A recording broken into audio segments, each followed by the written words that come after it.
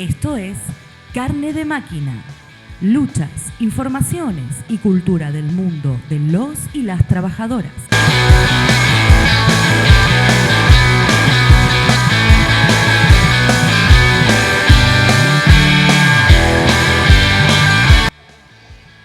Bienvenidas, bienvenidos, esto es Carne de Máquina, un programa hecho en producción general por Lito y Flor, con entrevistas de Laura y Fede, con la columna semanal de nuestro querido amigo Raúl, con la participación especial de Mario Omar Medina y como siempre, como cada domingo, quien les habla, Sebastián Díaz Infante. Y como todos los domingos, obviamente, el que me acompaña en esta mesa es el Tano Omar Rombolá. Hola Tanito, ¿cómo estás? Hola Fede, hola Seba, esto es Carne de Máquina y lo nombré a Fede porque Fede está acá con nosotros. ¿Cómo andás, Fede?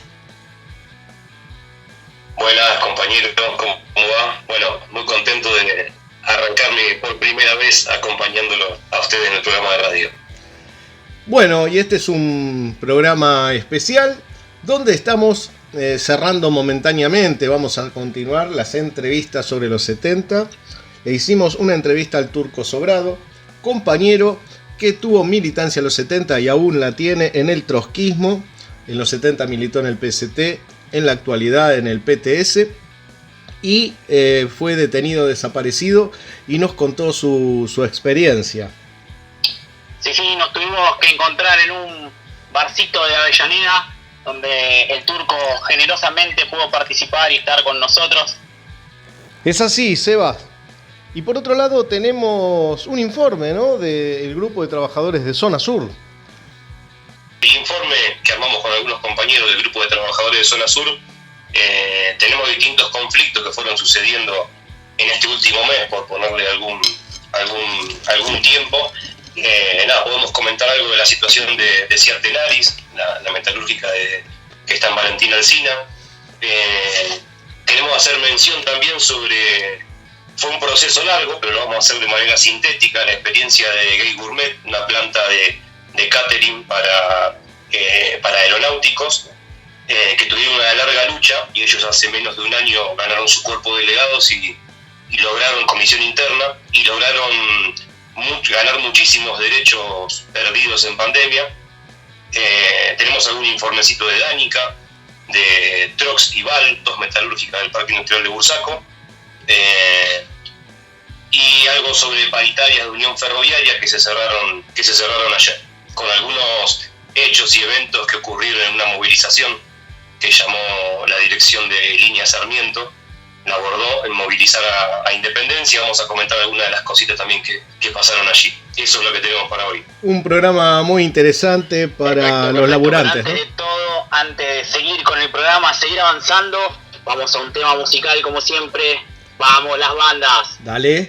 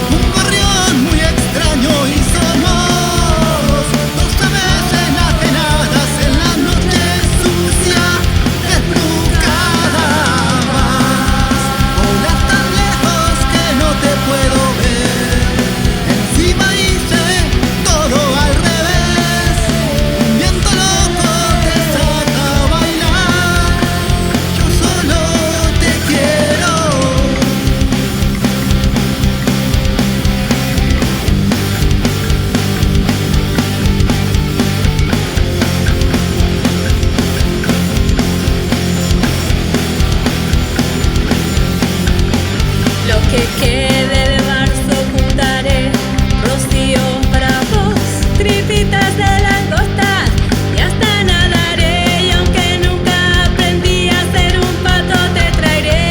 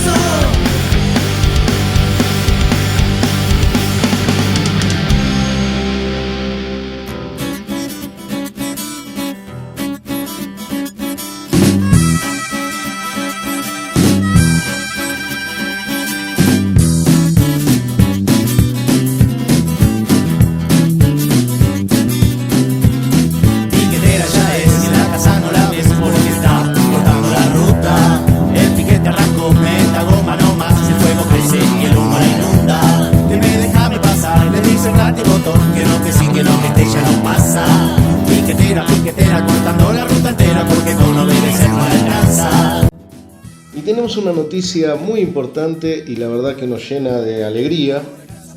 Se trata de la reinstalación en su puesto de trabajo de César Luján. Luego de un año que la justicia dictara la reincorporación del compañero a su puesto de trabajo en la empresa Manaos, recién se hace efectiva este 26 de octubre. Estamos hablando de un trabajador despedido en julio del 2021 con una causa inventada en plena pandemia. Nuestro compañero César Luján presentó una medida cautelar que a fines de octubre de este mismo año le sale a favor. La reincorporación que tenía que haberse dado en el acto, la empresa optó por hacerse la distraída e ignorar el dictamen. A 15 meses del despido, ha pasado mucha agua bajo el puente. El compañero la luchó junto a sus seres queridos, pasando muchas necesidades, pero siempre se mantuvo firme, nunca se doblegó. Y siempre fue para adelante, demostrando que nunca se está solo cuando se lucha. Y cuando la lucha es justa, despertó la solidaridad en muchos sectores, cuerpos de delegados de otras empresas, organizaciones territoriales, medios alternativos. Esto es un triunfo y no solo para el compañero, también lo es para la clase trabajadora en general y en particular a los compañeros de Manaos. Un ejemplo de lucha y de organización. Así, unidos por abajo, se puede triunfar. Para los trabajadores de Coca-Cola FEMSA, de la agrupación Marrón, es una muy buena noticia. Estrechamos en un abrazo a César Luján y a sus compañeros y compañeras y a su familia, y desde ya nos mantenemos unidos en la lucha, con la solidaridad hacia César Luján y los compañeros y compañeras de Manaos.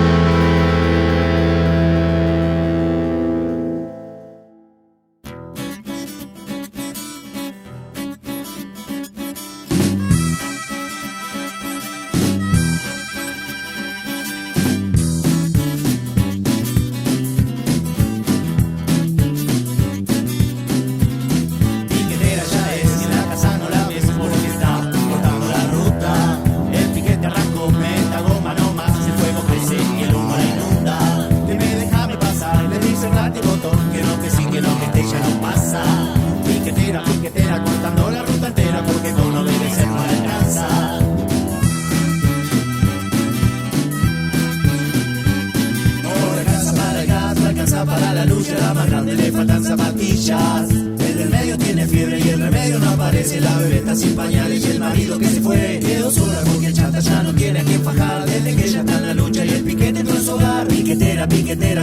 no tu vida entera, porque con obedecer ya no alcanza.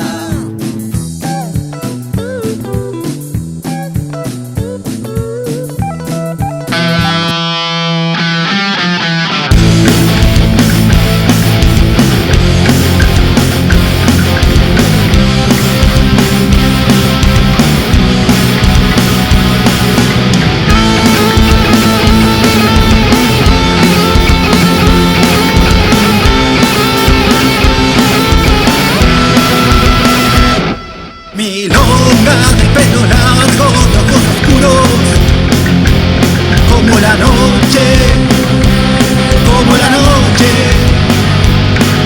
Historia de penas grandes, de gente joven, de penas viejas, de 20 años. Consuelo de los que viven siempre arrastrados por la rutina. ¡Qué cosa seria! Recuerdo de los ausentes de nuestra tierra, por la violencia, por la miseria.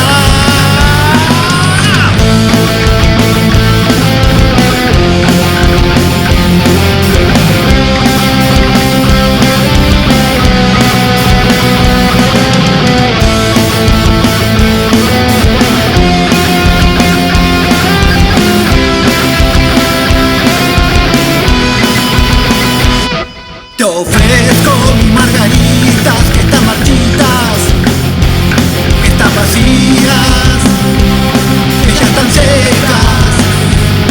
Te doy todas las renuncias de cosas simples que llevo hechas, que llevo hechas. Milonga, mi compañera, que me comprendes, que me proteges y que me abrigas, frazada de un pobre hombre que tiene frío y no se queja, ya no se queja.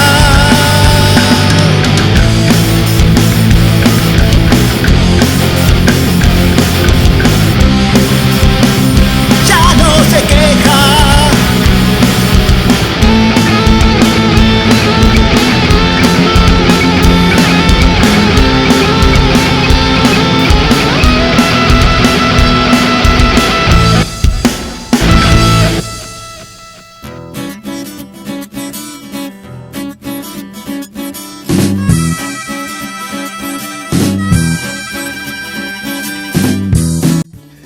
Y bueno, continuando con el programa, estamos hablando de la nota que le hicimos al Turco Sobrado en un barcito de Avellaneda, ¿no, Seba? Fuimos junto al Turco que se acercó que vive en La Plata y se acercó hasta Avellaneda a dialogar con nosotros, a charlar, a contarnos sus vivencias, su historia de vida, su militancia, la cual todavía sigue militando, va a cumplir 50 años de militancia.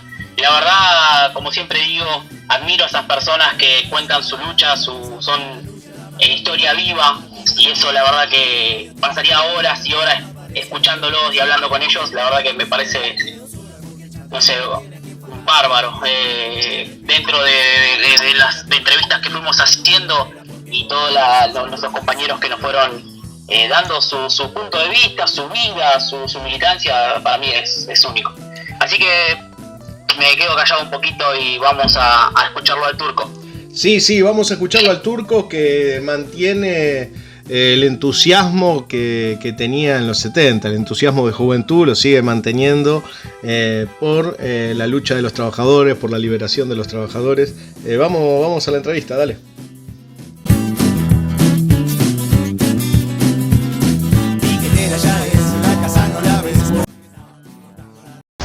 Bueno, estamos en una nueva entrevista que tiene que ver con recuperar la memoria de lucha, como bien decía Rodolfo Walsh en esa editorial de la revista de la CGT de los Argentinos, del periódico, donde planteaba que la clase dominante quiere que la clase trabajadora no tenga historia, no tenga mártires, que la lucha siempre deba empezar de cero.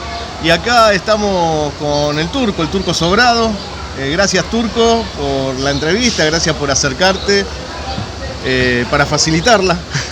y bueno, como siempre, te queríamos preguntar, porque siempre empezamos con una pregunta que tiene que ver con lo personal, ¿no? ¿Qué fue lo que te empujó a vos a querer cambiar el mundo? Bueno, mira, vamos a empezar por... Acércate un poquito al micrófono para sacar el ruido ambiente. Ya tenía sensibilidad, evidentemente. Yo era militante de la Acción Católica en el año 66, 67, cuando empezó todo un proceso. Rompí con la iglesia en el 68, con miles. Y bueno, en el 69 empezó un proceso que me sensibilizó.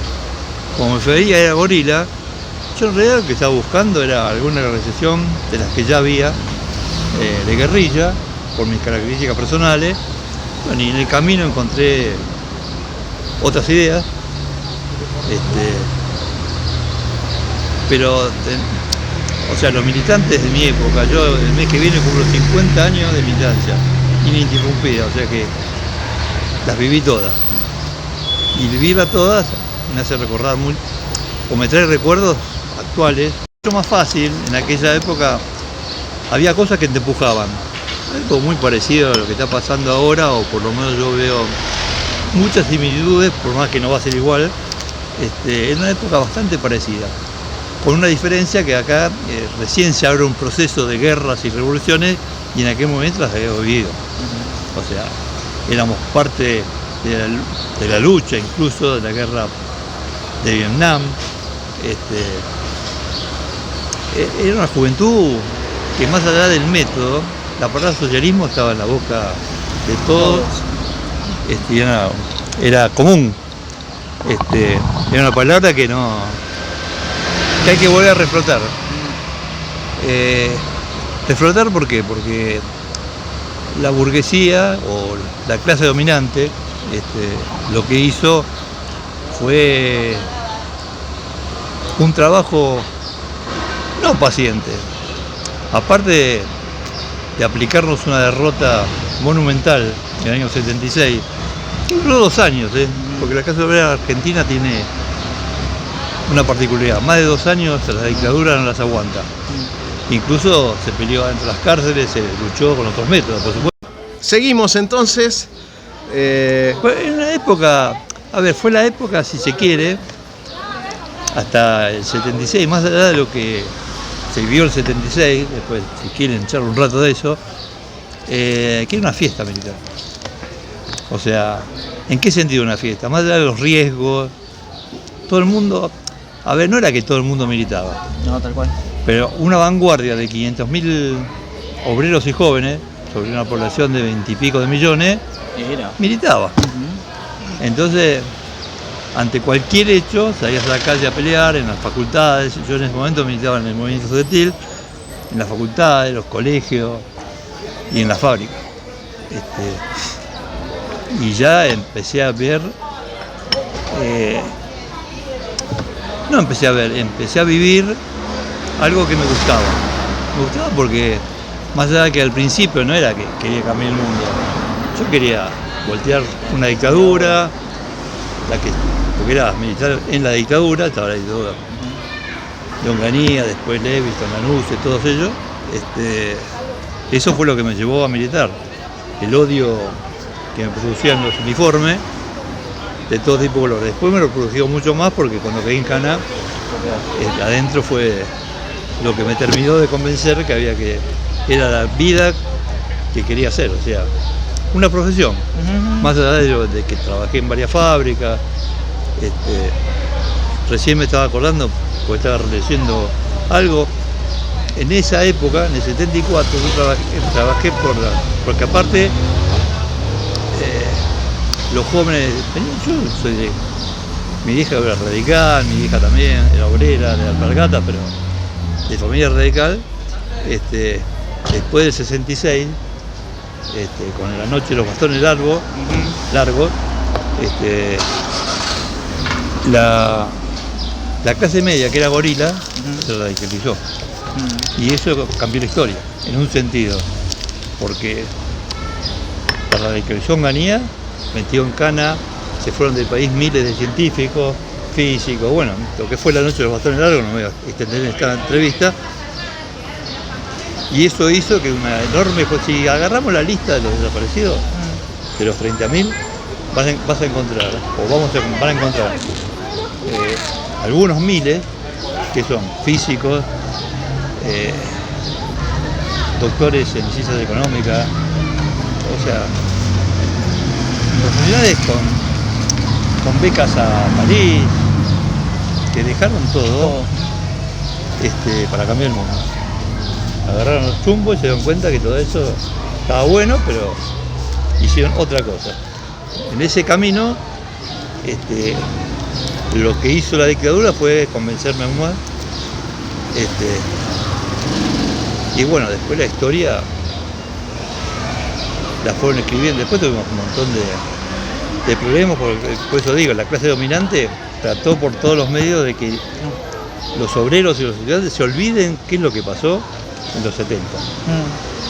Por ejemplo, en el año 83, yo me acuerdo, ya en ese momento estaba contando que en el 74 trabajé por agencia un ratito, unos meses, en Indiel. Yo era un pibe Indiel era la fábrica de autoparte, que me acuerdo que lo único que hacía en un galpón en negro, pagaba no era una agencia, era una, no sé quién. Algo. Sí, que yo sacaba, ¿se acuerdan lo que se pegaba en la luneta trasera?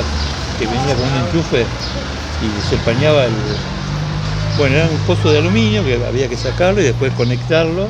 Bueno, ese era el laburo que hacía. Yo viví el proceso de lo que fue Indiel en el 75 de Cordobazo, parte de la Coordinadora Oeste de Metalúrgico y su historia. Conocí a algunos, yo después volví, me quedé ese laburo y...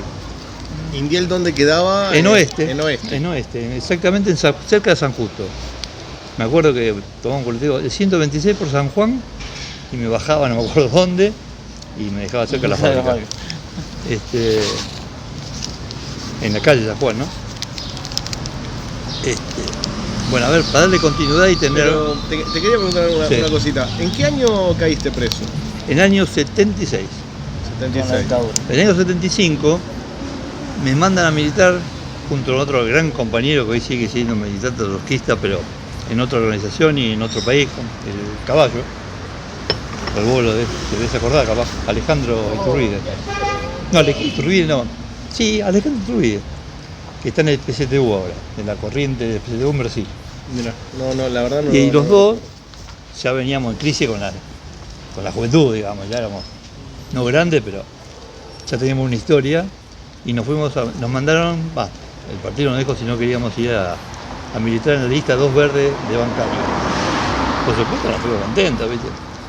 Y entonces fuimos al Banco Provincia a charlarle, nada, bola todo. Era la lista de Jorge Mera, bueno, parte de la coordinadora de Capital. El problema es que los bancarios eran bancarios, aparte de ese joven. Y 5 de bola me daban.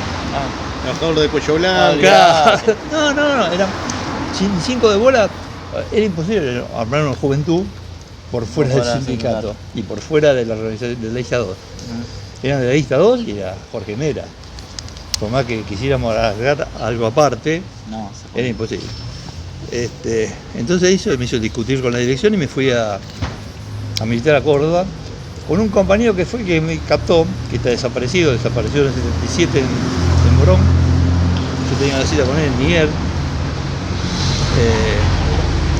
Estaba trabajando en la FIA, el Cabezón Villaville. O sea, que fue en un sentido que me forjó. Así que mi hijo, su segundo nombre es Eduardo, y claro, se llamaba Eduardo Villaverde, y la compañera, otra gran dirigente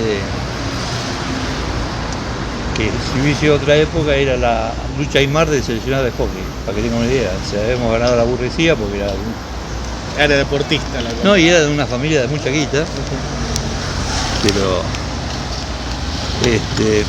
se llama María y mi primera hija se llama Natalia María. Yo llegué en noviembre del 75 a Córdoba y caigo el 29 de mayo del 76, o sea que yo estuve más preso que suelto y desaparecido que suelto. Ya estábamos en la semiclandestinidad pero ya veníamos cometiendo algunos errores tácticos en el sentido de que seguíamos repartiendo la revista Cambio, que era una revista legal que habíamos sacado en la Facultad de Arquitectura, que en el año 73 fue tomada por los estudiantes con un método, el método de los chinos. Pusieron un candado, se quedó todo el mundo adentro y todos pasaron alguna hora después en la dictadura por por algunos servicios, porque preso estuvo que sea una hora porque quedó encerrado en la facultad. Era una facultad con mucha actividad política, pero no daba para hacer eso y hicimos.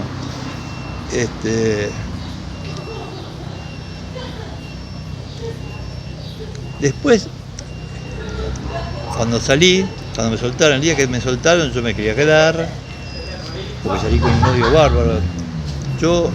¿Cuánto tiempo estuviste detenido? En total 373 días. Uno por uno los conté. Sin las noches, porque fueron 372 noches, porque me soltaron a las 6 de la tarde de la noche de 73. Me acuerdo que cuando salí, había un montón de mujeres afuera, ¿viste?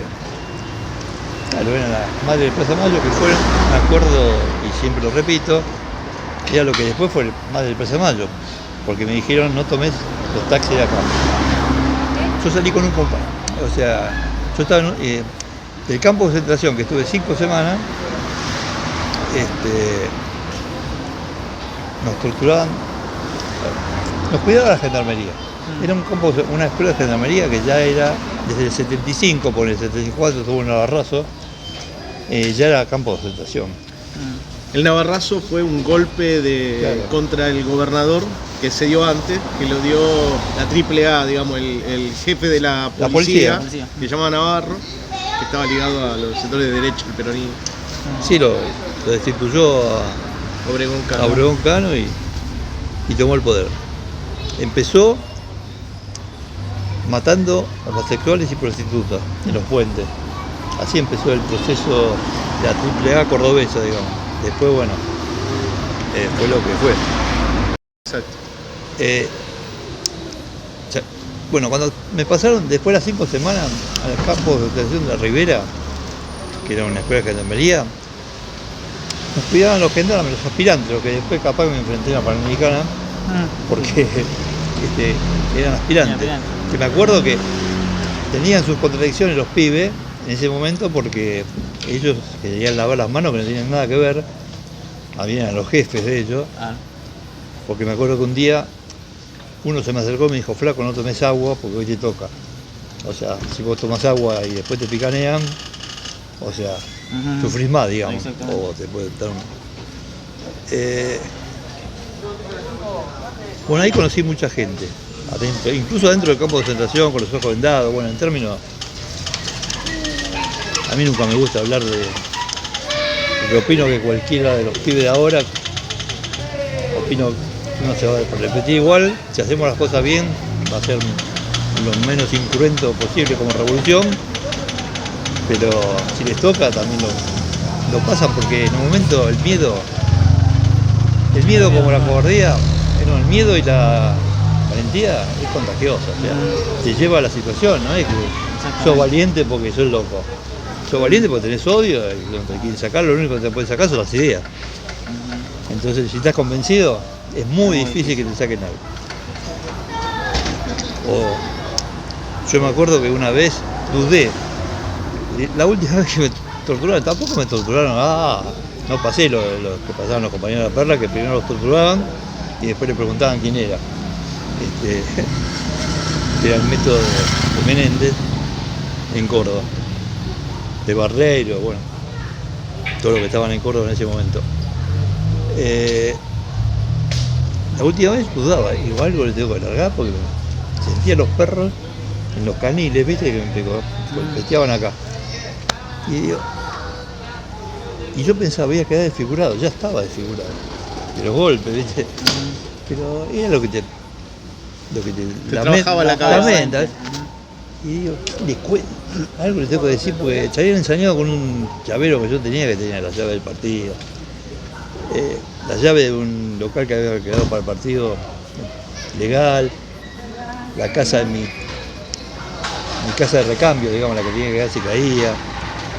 Bueno, no sé, me la aguanté y lo último que escuché fue una piña, no te la crees, y fue la última vez que ese domingo, al domingo siguiente, porque fue un sábado, me subieron arriba en un Unoc, nos pusieron los pies, un Mercedes-Benz 1112, que pasó 2 veces por Plaza Colombia.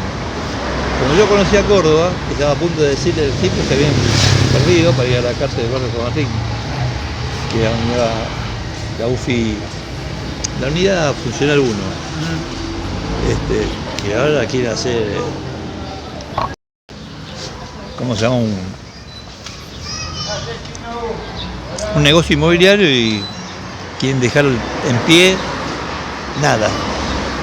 Porque los lugares donde estuvimos, las celdas donde estuvimos nosotros, las mujeres, estaban los montoneros en un pabellón, el PRT en otro, los sindicalistas en otro, las mujeres en otro y los que éramos todos mezclados en otro. Bueno, no me dejaron que me quede y vine a Capital, me quedé hasta que tomé contacto de vuelta con el partido. Pasaron unos 15 días, me fui a la casa de mi vieja y ahí a Santa Fe para cambiar de cuerpo de ejército. Pero después nos dimos cuenta, cuando ya terminó la dictadura, que no había conexión entre un cuerpo de ejército y otro, o sea, porque, por ejemplo, yo iba a bares y el Digicom, que era lo que tenía Cana, no me saltaba nada. O sea, todo lo que había pasado en Córdoba no existía. Entonces, la primera vez que me pidieron el documento y salieron al patrullero a pasarlo, dije, bueno, otra vez, no. Bueno, ¿cómo sigue la historia?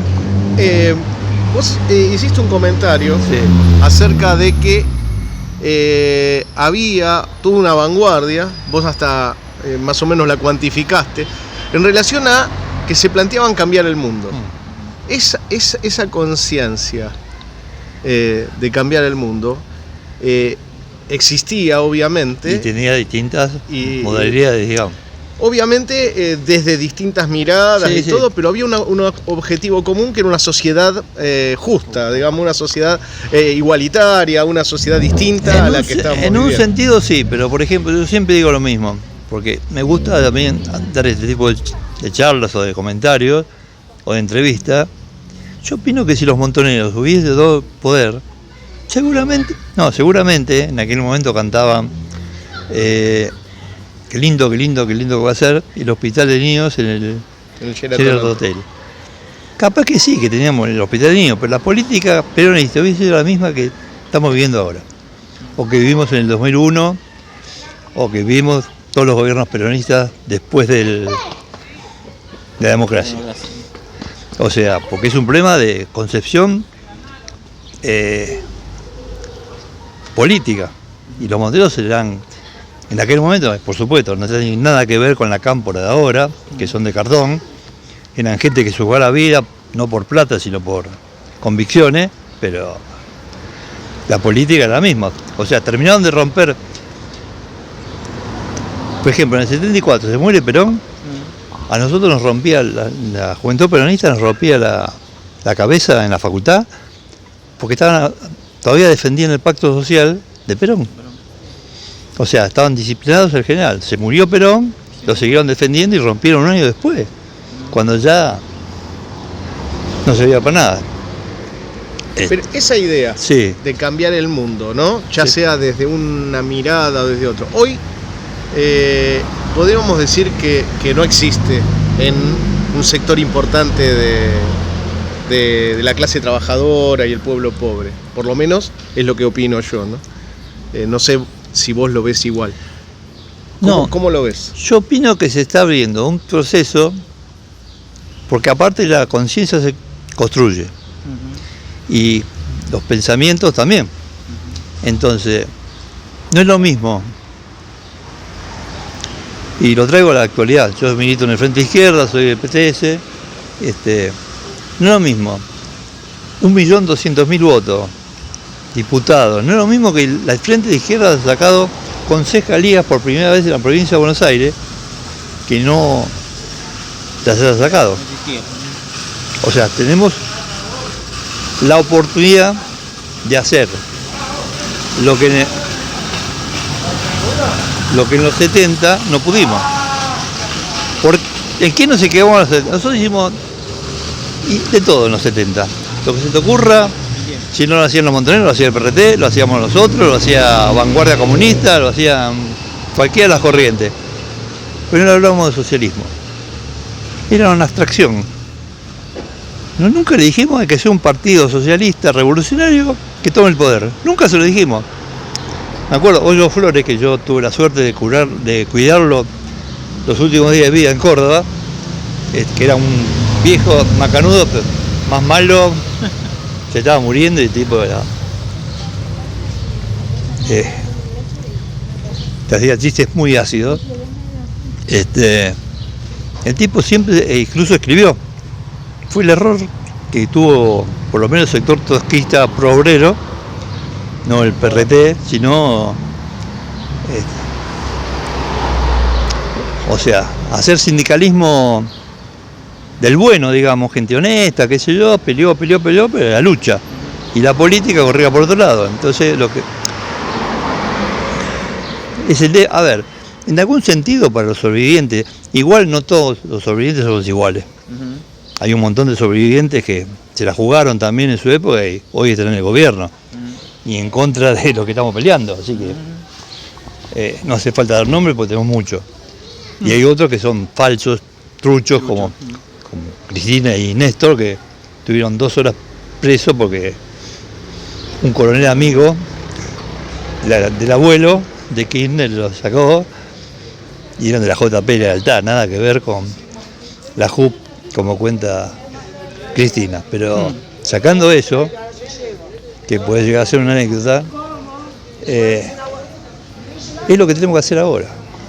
O sea, la juventud, yo en algún sentido, muy adentro, porque yo opino que el cambio y la construcción de esa concepción socialista y estructura socialista se construye y es colectivo.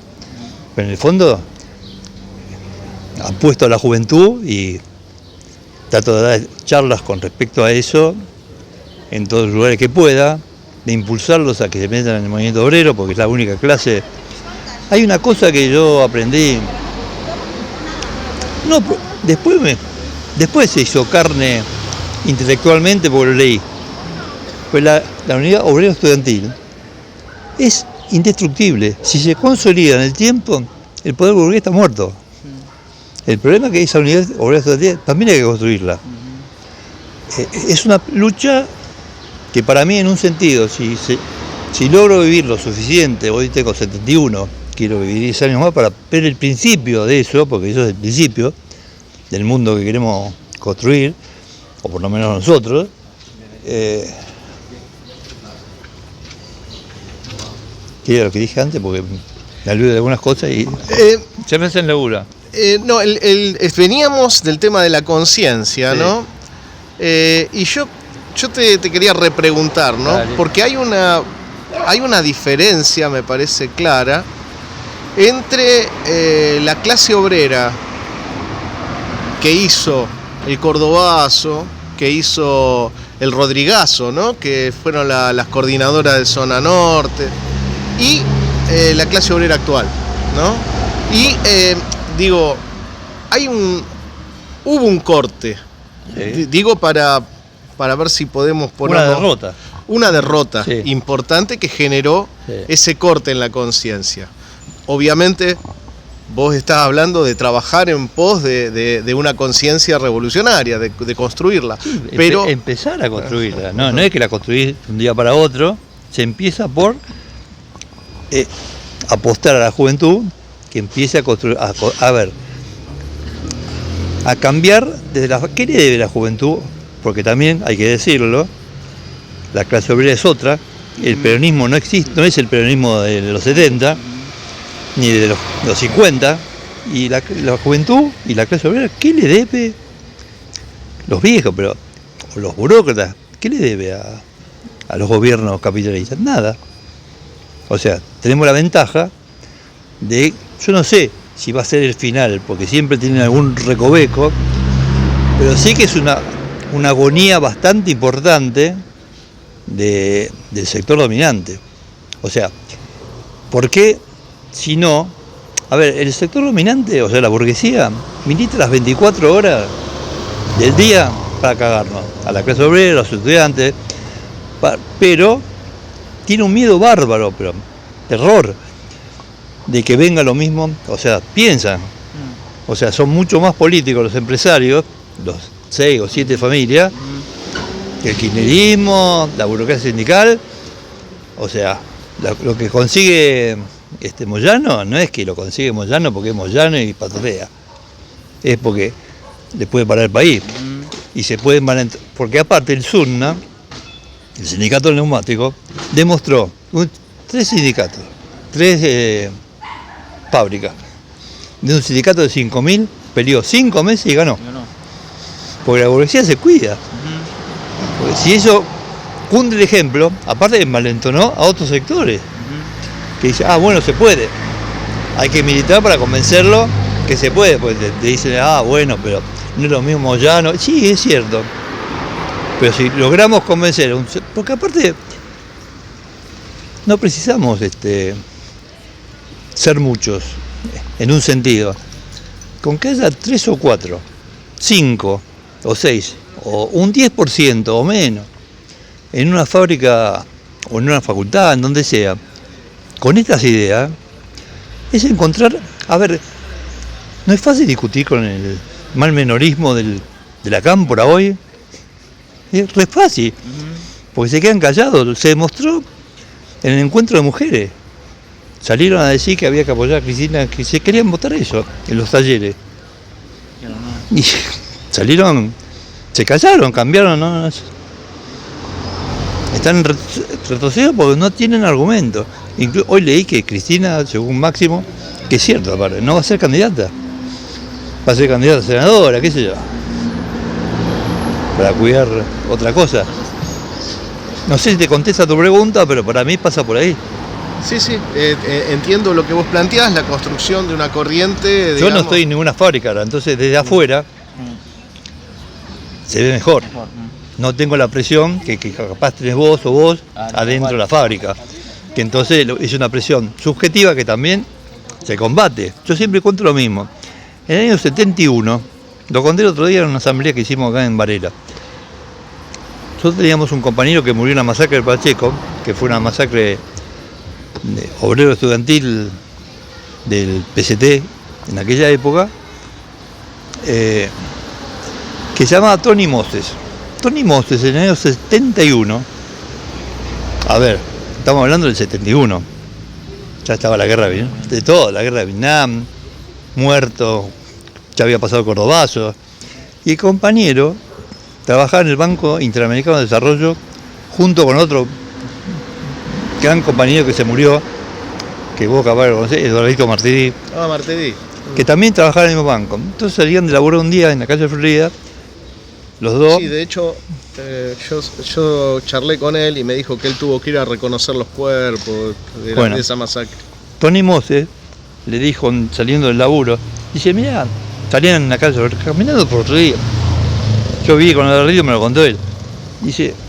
Me dice, mirá si toda esta gente se diera la mano, ¿cómo cambiaría el mundo? El tipo ni siquiera era del Partido Comunista, militaba para Silo. Silo era un gurú que estaba en la montaña, en Mendoza, que después inventó el Partido Comunista porque era negocio. Bueno, 2 años después, en realidad 1 año después ya estaba en el partido, era el responsable nacional de seguridad del PCT, que tenía 2.000 militantes, tenía cierta influencia en zona norte, y fue a trabajar a Boborón para manejar la seguridad de ese local. Es más, lo escribillaron porque se llevó a uno puesto. Bueno, como la gente en un año cambia, en una situación revolucionaria, es mucho más fácil. Cuando vos ves que al otro le va bien peleando, el burócrata te puede decir lo que quiera, la burocracia te puede contener, puede hacer 1000 maniobras, pero el problema es ir construyendo. Cuando vos llegas a tener la relación de fuerza suficiente, no pasaría a pelear a lo loco, Nosotros queremos revuelta, qué sé yo, argentinazo puede haber, qué sé yo, puede haber revuelta de todo, pero queremos vencer. O sea, llegó la hora de que los trabajadores tengan su propio partido, que den vuelta a la tortilla. Y eso es lo que hay que inculcarle a la juventud y a los viejos. Bueno, algunos convencerán. Estamos convenciendo bastante gente que no cree. Los más honestos. Eso es, después hay que ver qué pasa, pero empiezan por votar nada más. Vos, Y no vamos a llegar por votación. Eso. desde hace años que militás bajo las banderas del trotskismo, Sí. y hoy seguís haciéndolo, Sí. ¿no? Una autocrítica te planteaste en relación al problema del socialismo y el sindicalismo, ¿no? Esa relación, Sí. y ese tema. Si tenés que elegir dos cuestiones en relación a la corriente en la que militaste en los 70, ¿no? ¿Qué cuestión rescatás y qué cuestión hubieras cambiado o sos crítico, digamos, de la corriente? Mira, hay un hecho puntual que es donde para mí el trotskismo de los 70 se equivocó, y sobre todo la corriente morenista. ¿Qué fue? Que venía haciendo las cosas dentro de todo lo que éramos bastante bien, pero en el año 73, cuando la situación revolucionaria seguía existiendo, la etapa revolucionaria, decretó que no iba más, que venía todo por el electoral.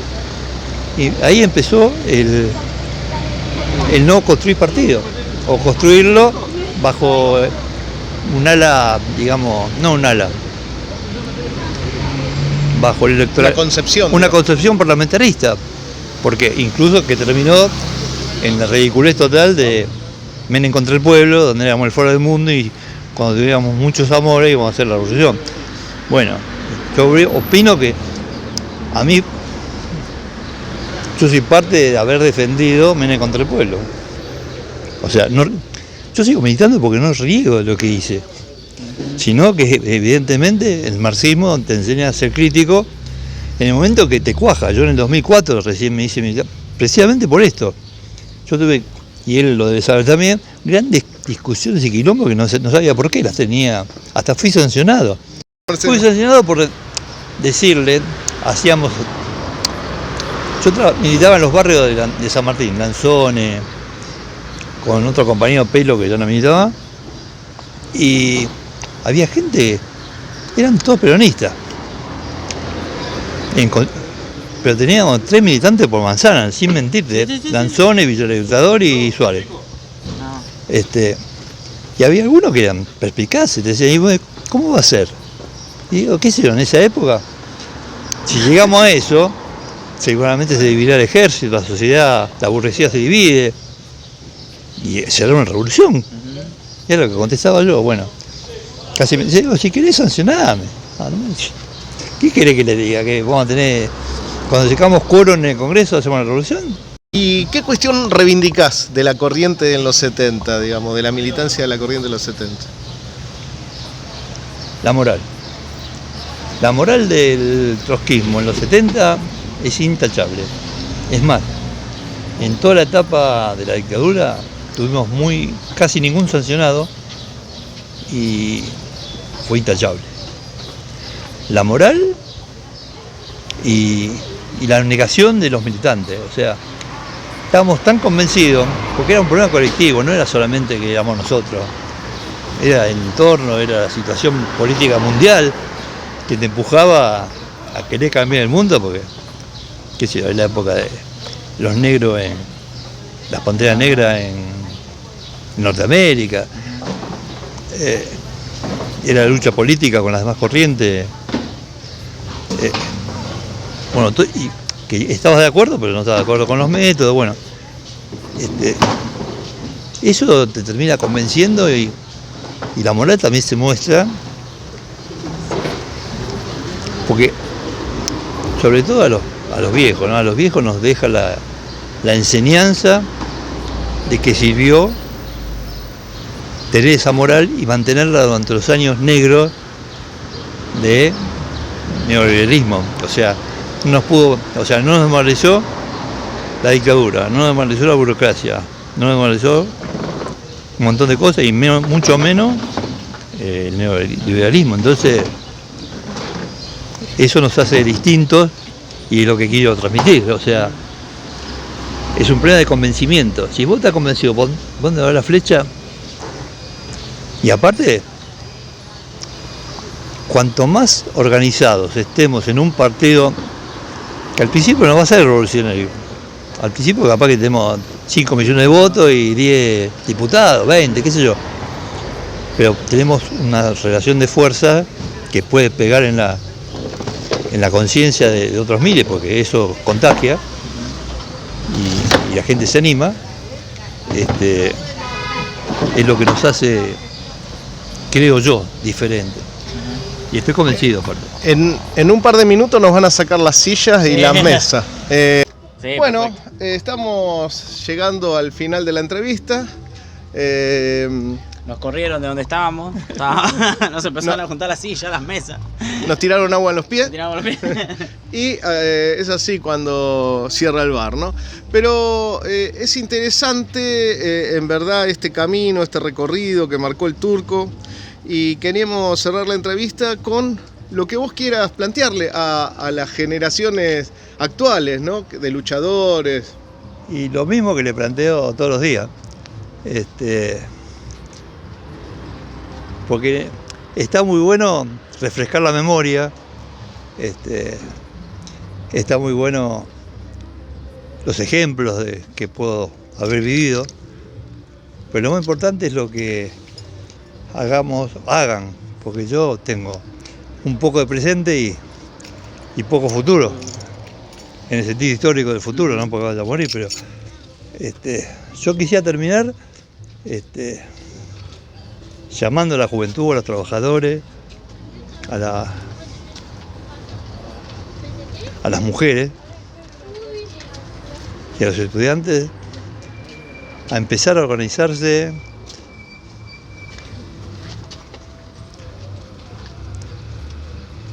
Iba a ser sectario, pero voy a ser menos sectario. A organizarse en el frente izquierda. ¿Por qué? Porque más allá de la diferencia que tenemos en el frente izquierda, después discutamos cómo es la militancia de cada organización y eso lo dirá la actuación de cada uno y sacaremos las conclusiones. Pero para terminar quisiera invitarlos al domingo 13, que vamos a hacer 100 asambleas en todo el país. Yo soy militante del PTS y para mostrar la fuerza, o sea, queremos hacer 100 asambleas con 100 militantes y conocidos y lo que sea en el mismo momento, para mostrar la fuerza material que tiene la izquierda, más allá de la figura. Y en ese sentido también llamo a la coordinación de ocupados, desocupados, mujeres, estudiantes, a seguir la lucha y, bueno, en ese camino seguir con las ideas, inculcando o tratando de transmitir la necesidad de luchar por el socialismo. No hay una sociedad igualitaria que no la hagan los socialistas. O sea, esa es la única salida. Entonces, yo tengo 50 años de militancia y aprendí que el único sujeto que no tiene nada para perder es la clase trabajadora. Entonces, en ese sentido, los obreros, más los estudiantes, que pueden ser una fuerza invencible si se consolida la unidad, ese camino a seguir y, bueno, por eso sigo luchando. Y por otro lado, reforzar la idea de que esta vez sí no es lo mismo pelear por un cambio del sistema social, de igualdad y todos los nombres que querramos poner, sino que tiene que ser una salida y nombrar el sistema que queremos con todas las letras. Por eso refuerzo la idea de que hay que ser un gran partido socialista que pueda empezar a dar vuelta a la historia cuando llega el momento. Y tiene que ser una salida socialista, no con los disfraces que a veces y contra el mal, los profetas de la resignación, le tenemos que oponer las oportunidades que tenemos los trabajadores, la juventud, las mujeres y los estudiantes. Eso nada más, y de vuelta muchas gracias por la invitación. Bueno, muchas gracias, Turco. No, agradezco a ustedes por y favor. al Tano más todavía porque lo conozco hace mucho y sé que tenemos diferencias de todo tipo, así que te invito a que si la quiere de alguna forma contestar, no hay problema. Entonces está bueno el debate porque La idea de es, última estamos... la idea es recuperar la memoria de la clase. Esa es una serie de entrevistas que estamos haciendo a compañeros que han tenido militancia en los 70 y queremos recuperar ese hilo. Te agradecemos mucho, gracias a ustedes. nos seguimos viendo en la lucha. Dale, y en ahí el camino seguro. de esa sociedad nueva que crece en nuestros corazones. Que sea soberano. Muchas gracias. Gracias.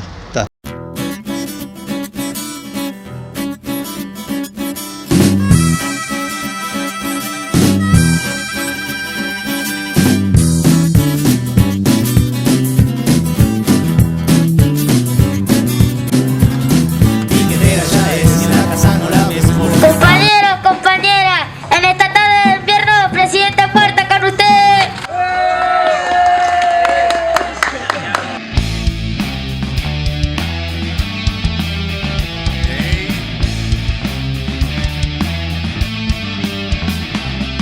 Presidentes muertos.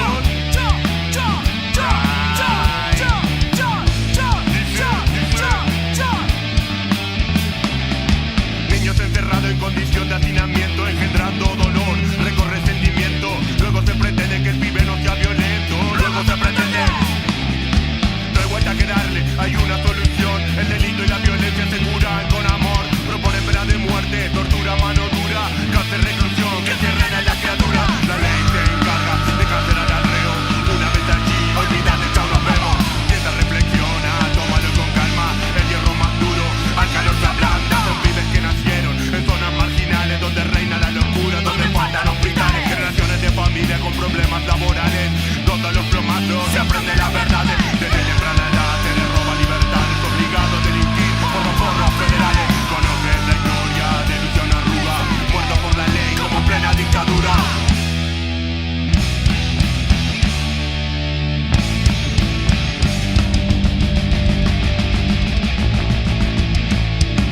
En esos sitios donde reina la tristeza, no castigan delito, castigan la pobreza. En esos sitios donde reina la tristeza, no castigan delito, castigan la pobreza. En esos sitios donde reina la tristeza, no castigan delito, castigan la pobreza. En esos sitios donde reina la tristeza, no castigan delito, castigan la pobreza.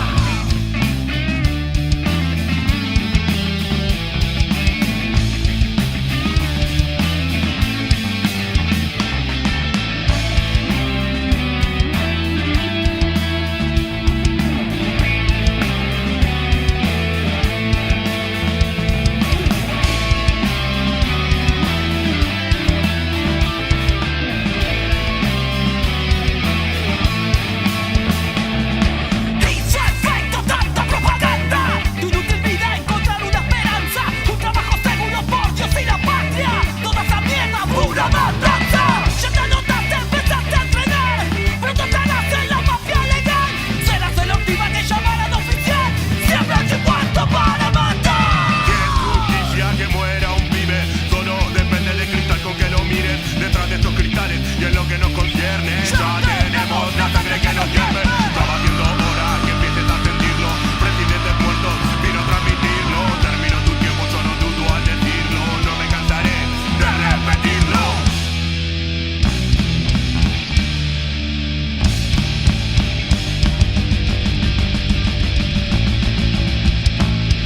En esos sitios donde reina la tristeza, no castigan delito, castigan la pobreza. En esos sitios donde reina la tristeza, no castigan delito, castigan la pobreza. En esos sitios donde reina la tristeza, no castigan delito, castigan la pobreza. En esos sitios donde reina la tristeza, no castigan delito, castigan la pobreza.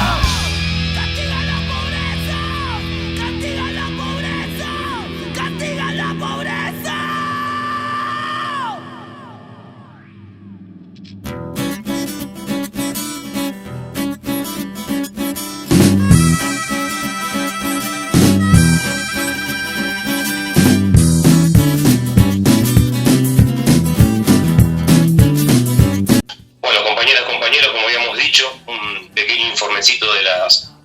conflictos de zona sur. En principio, bueno, comentar la situación de Tenaris Ciar, una metalúrgica que está en Valentina Encina, de la cual su dueño es Paolo Roca, ya muy conocido. Ellos vienen en conflictos desde el 31 de agosto. En realidad es una fábrica que tiene permanente conflicto, ¿no? Por la regimentación que tienen estas fábricas. Y en principio, y ahora, es por la producción del gasoducto Néstor Kirchner, que está haciendo tener a los compañeros y compañeras a largas jornadas de trabajo. El 31 de agosto lo que ocurrió es que despidieron a 11 compañeros contratados. Los dos puntos de reclamo que lleva adelante la comisión interna de la fábrica tienen que ver justamente con esto.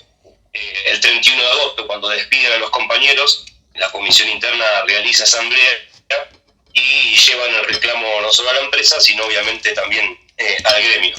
Se dicta la conciliación obligatoria y en el tramo de la primera conciliación obligatoria la empresa vuelve a generar despidos, despide a una compañera. Estos compañeros y las compañeras son dos compas contratados. Algunos duran 15 días en la fábrica, 20 días, un mes, y acá justamente está el otro punto por el cual están reclamando los compañeros de la comisión interna, que la empresa no realice más contrataciones de personal por 15 días, 20 días, un mes, sino por lo que dura toda la obra del gasoducto, que van a ser varios meses de producción. Estos son los dos puntos de reclamo que lleva adelante la comisión interna: la reincorporación de los 11 compañeros y la compañera despedida, y que la empresa cambie su modo de contratación. Bueno, desde el 31 de agosto hasta acá se fueron dictando distintas conciliaciones obligatorias, ¿no? Hablando con los compañeros de la comisión interna nos decían, es la conciliación obligatoria más larga de la historia, porque primero se dictó la conciliación por los 11 despedidos, se terminó esa conciliación, la extendieron, en la extensión despidieron a una compañera, se dictó la conciliación por el despido de esa compañera, y recién el lunes que viene, o sea el lunes mañana, termina la conciliación y van a tener una audiencia, y los compañeros de la comisión interna van a llevar adelante estos dos planteos y reclamos que vienen haciendo. El comportamiento del gremio fue, bueno, no nos vamos a sorprender por eso, porque ya más o menos todos sabemos cómo se manejan los gremios. Se acercan, están, acompañan, pero bueno, después no sacan los pies del plato, ¿no? En un principio habían planteado el gremio que estaba dispuesto a parar la fábrica y acompañar. La realidad es que cuando se realizó la asamblea en fábrica, la totalidad de los compañeros y compañeras estaba dispuesto a hacer el paro, pero justamente el oficialismo fue el que se negó a hacer el paro. Pero bueno, fue abrumadora la posición de parar, y justamente a partir de ese paro es que se dicta la conciliación. ¿Qué pasa acá? Que la conciliación sí la respetan los trabajadores, pero no la respeta la empresa, porque no está dejando entrar a trabajar a los compañeros, siguen en la puerta. Recién el lunes vamos a tener nuevas noticias, y obviamente después de la audiencia también tendrán asamblea en fábrica y van a decidir, por lo menos eso nos comentaban los compañeros, van a decidir cuál es cómo van a seguir, si hay algún tipo de medida o qué van a hacer. Lo que hay que esperar es que se resuelve el lunes en la audiencia. Bueno, eso por un lado. Después, respecto a Danica Lavallol, fábrica aceitera, en este momento, o sea, en este último tiempo, los compañeros vienen peleando, se promulgó una ley provincial hace no mucho, que es sobre el Comité Mixto de Seguridad e Higiene. Están intentando implementarlo los compañeros con las trabas de la empresa, ¿no? ¿Y por qué es importante lo del Comité Mixto de Seguridad e Higiene? Porque, en principio, comentar también que el gremio está acompañando esto, haciendo cursos de capacitación para todos los trabajadores y trabajadoras aceiteros, y la idea de poder tener estos comités mixtos es poder darle un lugar de importancia, responsabilidad y cuidado a cada puesto de la línea, a cada puesto de cada trabajador y trabajadora, ¿no? Tratando de contrarrestar un poco a las intenciones de las empresas en usarnos de alguna manera en el plano, ¿no? de la polivalencia, ¿no? Hoy faltó alguien acá, te mando para allá, hoy faltó alguien allá, te mando para allá, y quizás en ese andar moviendo al personal como si fueran fichas, se pierde el oficio, se pierde el desarrollo de cada compañero y compañera en su puesto, y se ponen a compañeros en sitios, en el manejo de máquinas, donde quizás no tienen experiencia y corren muchos riesgos de tener accidentes. La idea de la comisión mixta es poder contrarrestar a esto, poder avanzar en más derechos para los trabajadores en el plano laboral y en sus tareas cotidianas. Y esto también tiene su raíz en lo que fue la pandemia. Así como pasó seguramente en toda fábrica o lugar de trabajo, la pandemia fue utilizada por las empresas para sacarnos derechos. Y esto pasó justamente en Danica, ¿no? El faltante de compañeros de riesgo o el faltante con compañeros que habían contraído COVID, hacía que la empresa haga lo que quiera con los laburantes y lo mande a cualquier puesto, en cualquier jornada, cambiar turnos de manera totalmente arbitraria. Eso por un lado. El otro punto también por el que vienen peleando los compañeros en fábrica, en Danica, es el tema del sueldo, ¿no? Que esto seguramente puede ser algo que esté pasando en todos los sectores, en todo tipo de producción, el tema del sueldo. Puntualmente lo que pasa en Danica es que los compañeros y compañeras que trabajan en esa planta no tienen el mismo sueldo que tienen los aceiteros. ¿Por qué? En pandemia, cuando se generó el conflicto, cuando hubo despidos, cuando la empresa avanzó sobre un montón de derechos, para volver a trabajar, los compañeros hicieron paro, estuvieron en puerta, parte de eso conocemos su historia y hemos participado y apoyado. Parte de la avanzada de la empresa fue que vuelvan a ingresar todos, pero negociándole algunos derechos a los trabajadores, ¿no? Volvemos a la producción, pero si quitamos esto, sacamos este ítem, sacamos este punto del recibo. En la asamblea los compañeros decidieron, después de muchos días de acampe, que aceptaban la propuesta, y esa propuesta les tocaba su sueldo. Hoy día los compañeros están tratando de recuperar esa parte del sueldo perdido para equipararla al sueldo aceitero que tienen en cualquier otra fábrica, menos en Danica. Es decir, recuperar el sueldo robado por la patronal Beltrán, en este caso, de Danica. Bien, hasta ahí vamos. Bueno, hacer mención también que ayer, sábado 29, fue el Día del Aceitero, así que nuestro saludo desde Carne de Máquina para todas las compañeras y compañeros aceiteros. Fede, y después un comentario que, si bien no tiene que ver con un conflicto puntual, creo que está bueno poder contarlo. Hace aproximadamente un mes más o menos, el sindicato aceitero realizó formaciones políticos sindicales a nivel nacional y hizo algo que quizás otros gremios no hacen, y eso es lo novedoso y lo bueno, por lo menos desde mi forma de verlo. Invitó a esa formación, formar parte, a compañeros y compañeras de otros sectores, de otro tipo de producción. Así es que invitaron compañeros gráficos, compañeros y compañeras de prensa, ferroviarios, metalúrgicos. ¿Y cuál era la idea? El porqué de esto. Lo que decía en su presentación, en la presentación del evento, el compañero Jofra planteaba la idea de poder generar, ya si no es por medio de las direcciones, generar por medio de los compañeros y compañeras de base, impulsar la lucha por el salario mínimo vital y móvil, que fue la que ellos impulsaron desde que pudieron recuperar el gremio, sacárselo a la burocracia, y que obviamente les dio algún resultado, ¿no? Así que bueno, me parecía importante esto poder comentarlo porque habla de una apertura del gremio y una responsabilidad con el resto de la clase trabajadora, ¿no? No solo encerrarse en el corporativismo del sector al que uno pertenece o al gremio que uno pertenece, y poder abrir estas puntas para compartir análisis y tener perspectivas comunes con otros sectores. Así que bueno, un saludo para todas las aceiteras y aceiteros en su día, ayer, y nada, y comentar esto que me parece un avance político importante.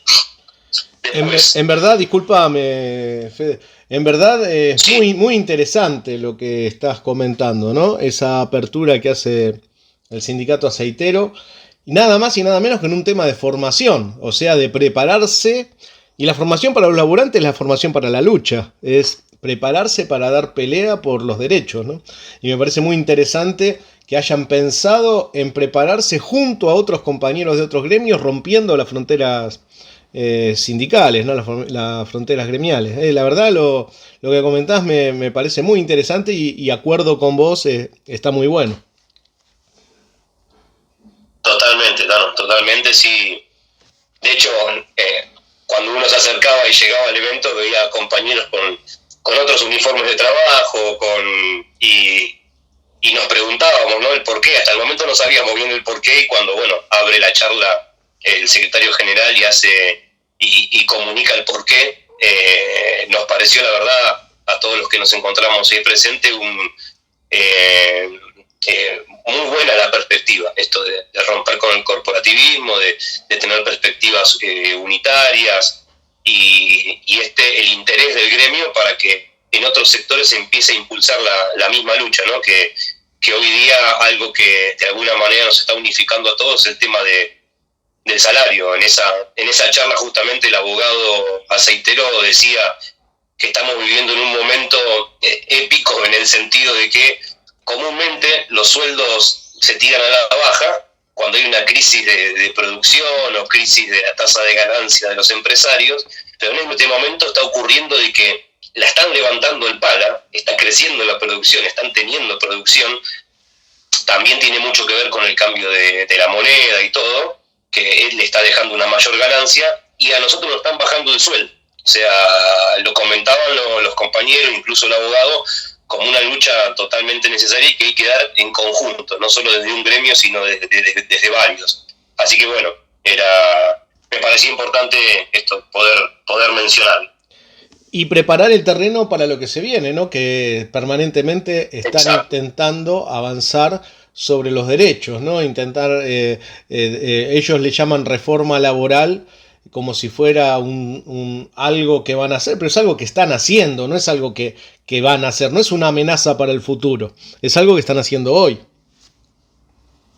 Totalmente, es así. Es otra mención que hacía el abogado, es que ya lo están llevando adelante hace unos cuantos años, empresa por empresa, van avanzando, donde ven que se pueden meter, se meten, y es algo que ya está formando parte de la actualidad. Bueno, si les parece, sigo con otros conflictos. Sí, por supuesto, Fede, dale nomás. Bien.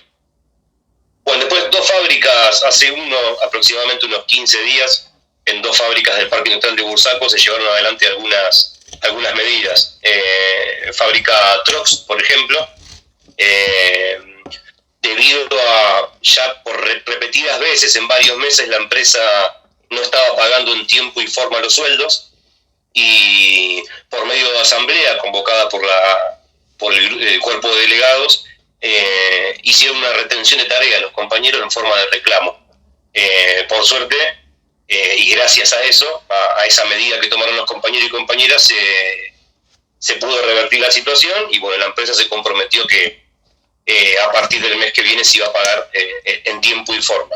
Lo bueno de esto es que quizás puede ser algo parecer pequeño en relación a otro tipo de conflictos, pero lo bueno de esto es que hablamos de un cuerpo delegado recientemente elegido, de compañeros de base que participaron también en lo que fue las elecciones contra la Rosa histórica, la conducción histórica de la UOM Avellaneda, formando una nueva lista de oposición, la Celeste y Blanca.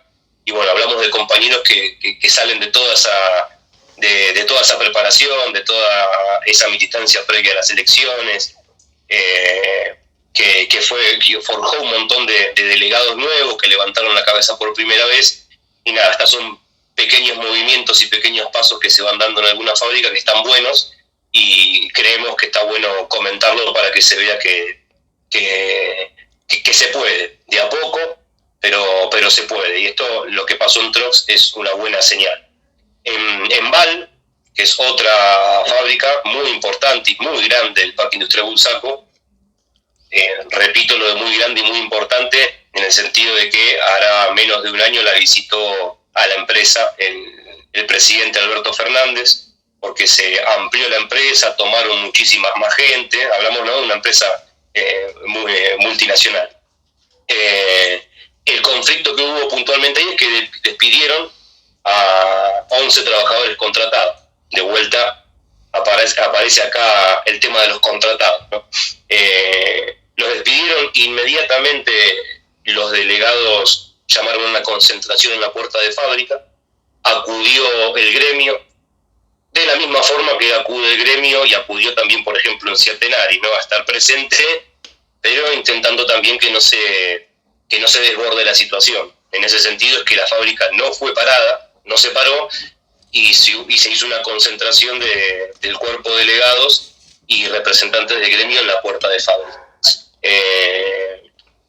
A partir de ahí, a las horas de esa concentración, se logró una conciliación obligatoria, y sí, lo que sucedió, al contrario que en Ciatenari, que acá los trabajadores contratados que habían sido despedidos ingresaron a trabajar en sus puestos de trabajo.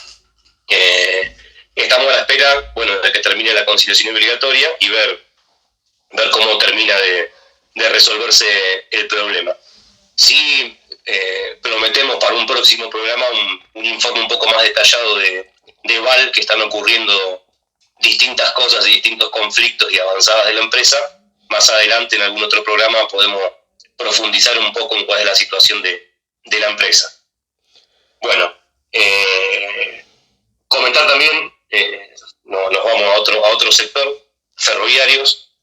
Ayer se cerró la paritaria de este último semestre para completar el aumento anual, y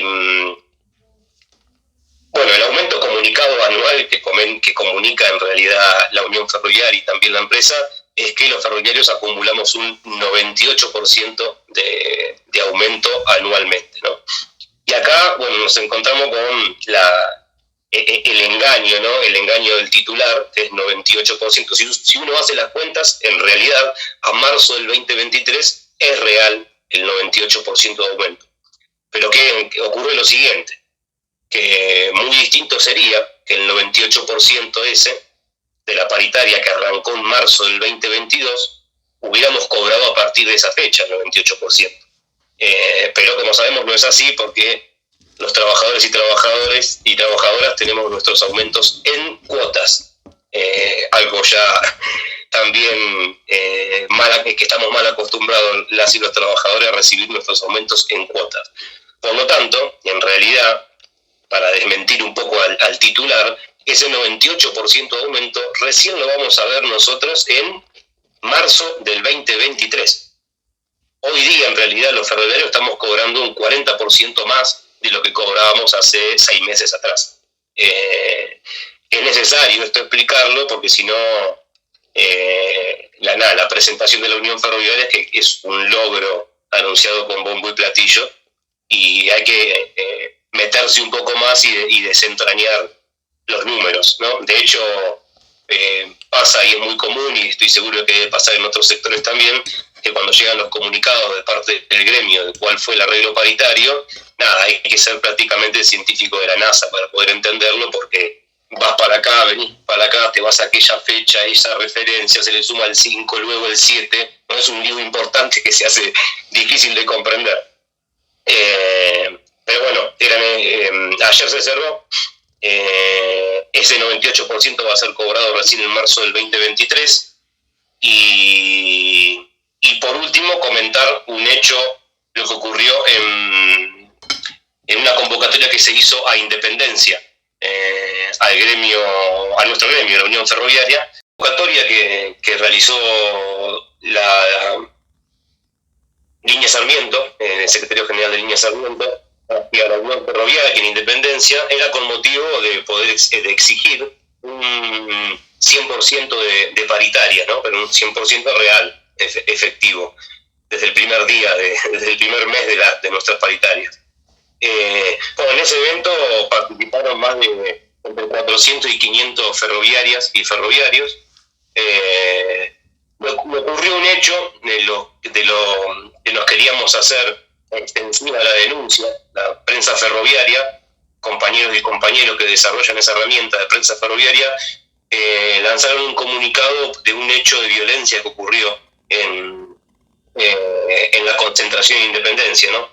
Fueron compañeros y compañeras no solo de la línea Sarmiento agrupados en la Bordó de la dirección, sino también que fueron compañeros y compañeros de otras listas, de otros colores, de otros agrupamientos, y compañeras y compañeros también independientes. Cada sector aportó de alguna manera su expresión de lucha en función del mismo reclamo, ¿no? 100% de paritaria. Algunos compañeros en el medio del reclamo llevaron 2 neumáticos para prender fuego, algo totalmente controlado, ya se había hecho en otras épocas esto, y una discusión con un integrante del Bordó que arrebató de manera traicionera a un compañero, a otro compañero ferroviario, y eso hizo, gracias a ese hecho cobarde de este compañero, hizo que la policía intervenga y saque las gomas prendidas a fuego, ¿no? Lo comunicamos y hacemos extendida la denuncia, porque lo publicaron compañeros y compañeras de prensa ferroviaria. Bueno, más allá de eso, igual, de ese 8 minutos, la iniciativa de haber concentrado en la puerta del Secretariado Nacional de la Unión Ferroviaria para exigirle paritaria digna fue buena, y es algo que creemos nosotros que hay que repetirlo. Y después algo que quería comentar como para cerrar el tema de paritarias Unión Ferroviaria, es que desde el año 2018 que venimos perdiendo puntos en nuestro salario, y ahí con algunos compañeros hicimos algunas cuentas, algunos gráficos, y desde el año 2018 a esta paritaria actual se perdieron 131 puntos de nuestro sueldo, ¿no? Hablamos de 4 o 5 años, la Unión Ferroviaria protagonizó la pérdida de 131 puntos en nuestro sueldo, ¿no? Nos parecía importante esto remarcarlo, porque siempre uno ante el titular de 98% de paritaria, quizás, que es mentiroso obviamente, parece haber sido un éxito, pero no. Si uno se mete un poco más en los números, hace las cuentas y tenemos en cuenta de que nuestro aumento es en cuotas, nos vamos a dar cuenta, vamos a ver que la pérdida de puntos viene hace muchos años y es bastante importante. Hoy tendríamos que estar cobrando el doble de lo que cobramos. Bueno, con esto finalizamos el informe de trabajadores de zona sur.